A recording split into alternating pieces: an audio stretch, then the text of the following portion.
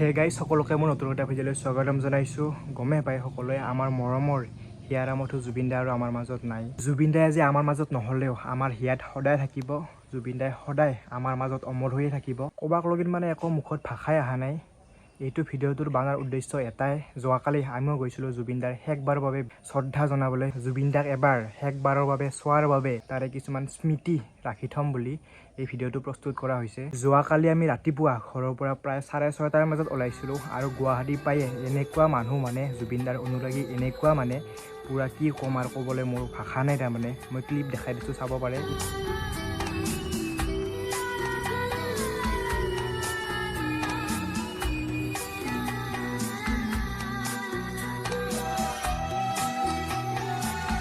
আৰু আমি গৈছিলোঁ জুবিনদাৰ কাহিলীপাৰাত থকা ঘৰৰ আগেদি। ইয়াতে ক'ৰবাত জুবিনদাৰ ঘৰ, পূৰা মানুহৰ ভিৰ লাগি আছে, ভিতৰত বাৰু যাব নিদিয়ে।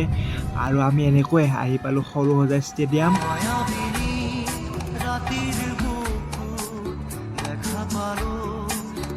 জুবিন দাই মৃত্যুৰ আগতে কৈ গৈছিল, মই মৰিলে এইটো গানে বজাবি, মানে মায়াবিনী গানটোৰ কথা কৈছে। আমি যেতিয়া সৰুসজাই ষ্টেডিয়াম পালোঁ, যেতিয়া ভিতৰত গৈ আছিলোঁ, তেতিয়া জুবিন দাৰ মায়াবিনী গান বজাই থৈ দিছিল। সেইটো সকলোৱে মুখে মুখে গাই আছিল। যেতিয়া সকলোৱে গাই আছিল তেতিয়া সেইখিনি শুনি তাৰমানে পূৰা কি ক'ম আৰু ভাষাৰে বুজাব নোৱাৰি, পূৰা দেহাৰ এটা কঁপনি উঠি গৈছিল। সেইটো মানে কথাৰে বুজাব নোৱাৰি।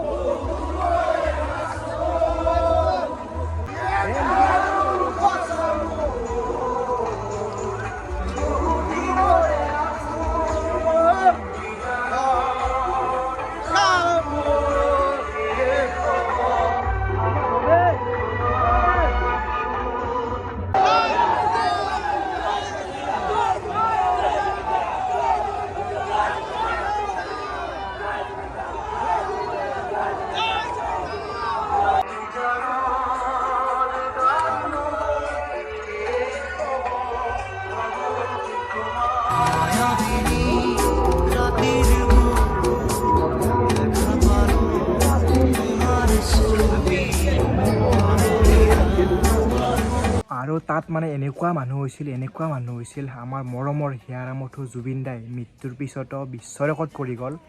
বিশ্বৰ সৰ্বোচ্চ বৃহৎ সমদল, ৪ৰ্থ নম্বৰ সৰ্বোচ্চ বৃহৎ সমদল জুবিন দাই বিশ্ব ৰেকৰ্ড কৰি আমাৰ মাজৰ পৰা ভাষা নাই, ক'বলৈ ভাষা নাই।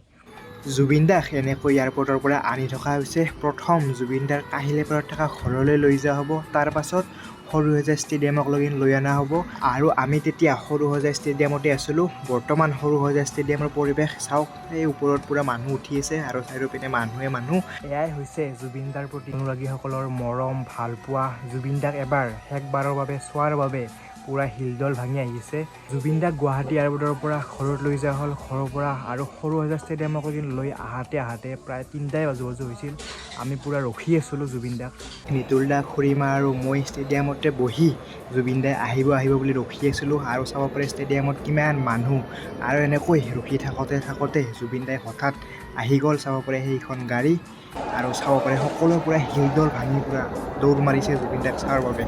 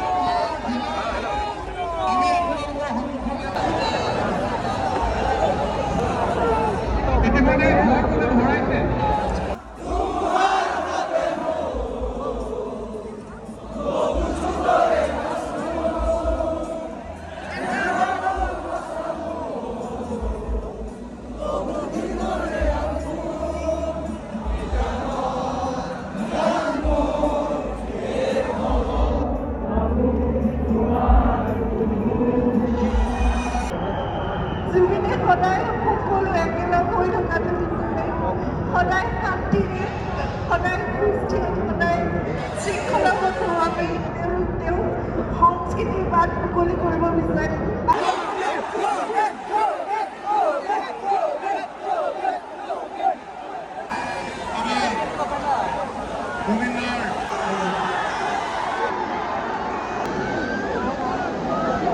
জুবিন দাক যেতিয়া সৰু সজা ষ্টেডিয়ামলৈকে লৈ অনা হ'ল, গাড়ীৰ পৰা নামৰ অলপমান পাছতে এনেকুৱা ডাঙৰকৈ বৰষুণ এজাক আহিল মানে, আৰু ৰামধেনু ওলাই গৈছে লগে লগে, আৰু এনেকুৱাকৈ ঢেৰেকনি মাৰিছে মানে প্ৰকৃতিও মানে কিবা এটা গম পাই গৈছে। আৰু বৰষুণ অহাৰ পাছত আমি পূৰা জিকি কেনে অৱস্থা নোহোৱা হৈ গৈছিল। তাৰপাছত আৰু মোবাইল চবাইল আছে না লগত, পলিথিনো নিয়া নাছিলোঁ। তাৰপাছত মোবাইলটো বাছৰ কাৰণে আমি ষ্টেডিয়ামলৈকে যাব লগা হ'ল, আৰু ষ্টেডিয়ামত যাই পূৰা আমি ধুনীয়াকৈ ৰামধেনু দেখা পালোঁ।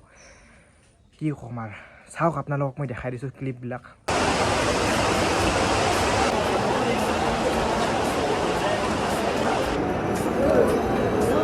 আৰু পূৰা ধাৰাসাৰ বৰষুণ আহি আছিল। তেতিয়া টাইম হৈছিল 3:56, 4টা বাজে, আৰু এইপিনে চাব পাৰে পূৰা ৰামধেনু ওলাই গ'ল।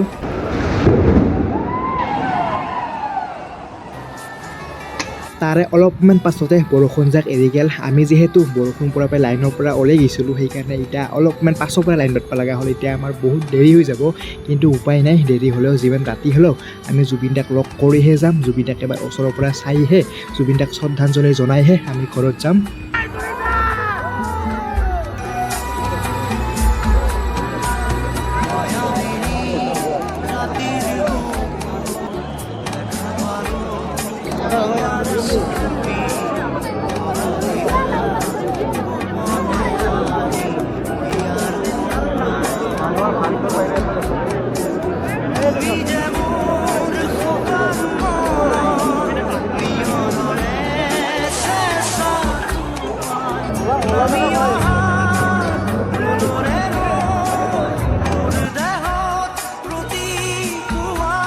এনেকৈয়ে ঠেলি হেঁচি জুবিন দাৰ ওচৰলৈ গৈ আছোঁ। অৱশেষত জুবিন দাৰ ওচৰত আহি জুবিন দাক ওচৰৰ পৰা চালোঁ, শ্ৰদ্ধা জনালোঁ, আৰু আমাৰ ফালৰ পৰা গামোচা এখনো দিলোঁ।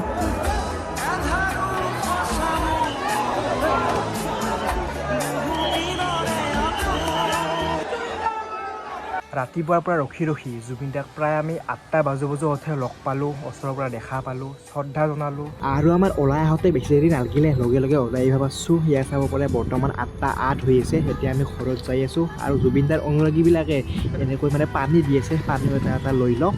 আৰু ইপিনে চাওক না, ভাইক পূৰা গামোচাত লাভ ইউ জুবিন দা লিখি লৈ আহিছে। কি ক'ম আৰু, সেয়াই জুবিন দাৰ প্ৰতি মৰম ভালপোৱা। তো কি ক'ম আৰু, ভাষা নাই দিয়ক। Bye bye.